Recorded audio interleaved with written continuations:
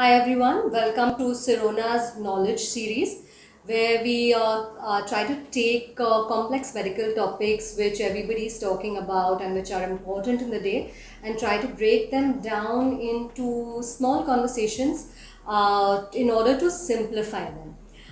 Today what I wanted to talk about was GBS or Guillain-Barré syndrome, which is a hot topic of conversation these days because there have been cases reported in Pune, and we wanted to find out more about it. To take us through a little bit more information about it is Dr. Antara Singh, Lab Director at Sirona Diagnostics. Welcome, Dr. Antara. Thank you, Saba, for inviting me. It's a pleasure being here and having a conversation with you. Thank you for coming. Dr. Antara, let's dive straight into it. Basically, I wanted to understand, it sounds very complex, GBS, Guillain-Barré syndrome. So what does it mean exactly? What is it? You're right, it does sound very complex, but it's actually very simple. What happens in Guillain-Barré syndrome, which is a very rare neurological disorder, the body does not recognize its own cells. Imagine our immune system, it's like a safety guard. It protects us and acts as a defense against infections. But over here, the defense barrier gets broken because it mistakenly thinks that its own cells are like enemies and it starts attacking them. Because of which there is inflammation around the nerves, which spreads to the muscles, and this causes nerve paralysis and muscle weakness. Okay, so that sounds quite scary. So what are the symptoms? How does one know that one could possibly have GBS? The first sign is usually tingling numbness, which develops in the extremities. Usually it begins in the leg or in the arms. There could also be shooting pain, especially one in the back that happens at night. This generally progresses and one may find it difficult to swallow because of muscle weakness. One may not be able to eat or chew anything.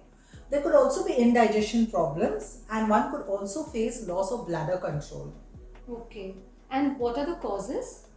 There are numerous causes for this. Generally, it happens post-infection with microorganisms. Again, a host of microorganisms could cause it. It could be because of Campylobacter jejuni infection. It could be because of mycoplasma. It could be because of adenovirus, EBV virus. A lot of infections can cause it. Apart from that, it could also be because of recent surgery. It could be due to trauma. It could be any one of these causes. Oh, okay. So that's quite a wide range of causes. It sounds like it. So how do the doctors kind of diagnose this or understand that this is in fact GBS? That's a tricky part. There's unfortunately not one single test that can diagnose Guillain-Barré syndrome. What one should do if one experiences any of these symptoms, one should visit an experienced physician or a neurologist. He will take his detailed history. He will also conduct physical examination. Apart from that, he will also do nerve conduction study test or electromyography in order to understand the nerve reflexes and muscle power. It could also involve lumbar puncture and MRI studies. So there's a host of tests that need to be conducted before confirming that it is Guillain-Barré. But the trick is in understanding and picking it up on physical examination. So what you're saying is that it's very important to visit a good doctor to be able to get it diagnosed. Absolutely. Doctor, I also wanted to know, there's been some talk of vaccines and GBS. So I wanted to understand what is it exactly relating to vaccines and GBS, because there has been some conversation around that. So what's happening? I'm so glad you asked this question. Yes, while vaccines can definitely cause GBS, the risk of it developing post-vaccination is very minimal. In fact, the chances are that you will get GBS due to post-infection and not vaccination. Hence, I would strongly urge our viewers to not miss their vaccination schedule and please continue taking it and not fear developing GBS due to it. Oh, that's good to know, Dr. Antara. Thank you. So, if, God forbid, someone does develop GBS and the doctor has diagnosed it as such, then what is the treatment like? The treatment involves a multi-dimensional approach. So once you visit your doctor, he will advise you medications like analgesics, antidepressants, anticonvulsants. it is extremely difficult to treat GBS at home. I would also like to specify over here that GBS also stands for Group B streptococcal infection. Hence, kindly do not become a Google doctor. Please visit the clinic and get yourself tested properly.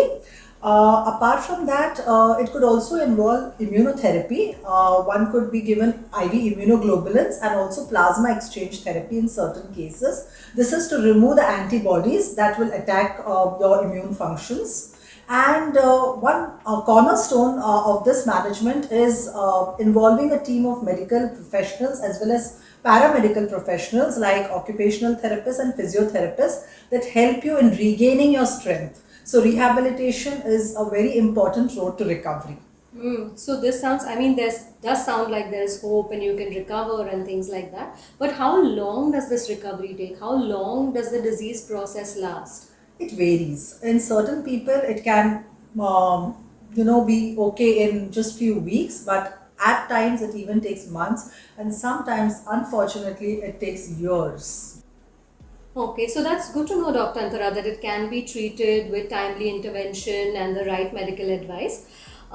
Is there any way that it can be prevented totally, that we don't get it? What can I do to prevent getting it?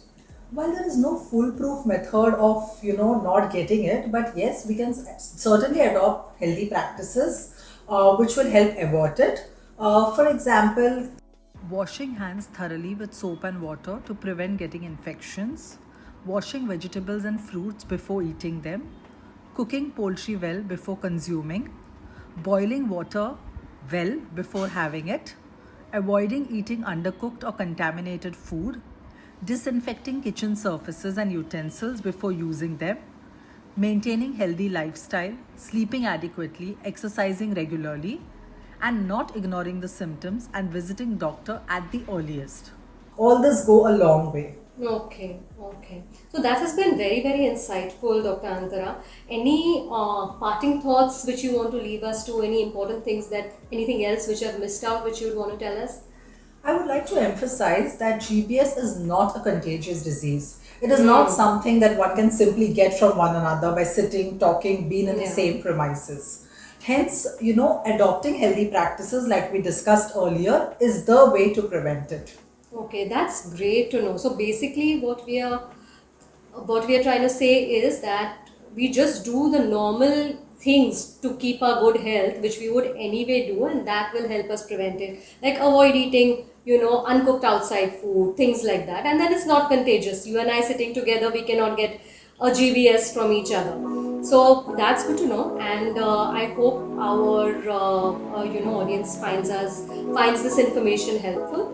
And thank you so much for coming and giving us all these tips with your valuable time. Thanks a lot, Doctor. Pleasure. Stay aware, stay healthy, and watch more of our conversations for further insights. Thank you so much. Bye. Thank you.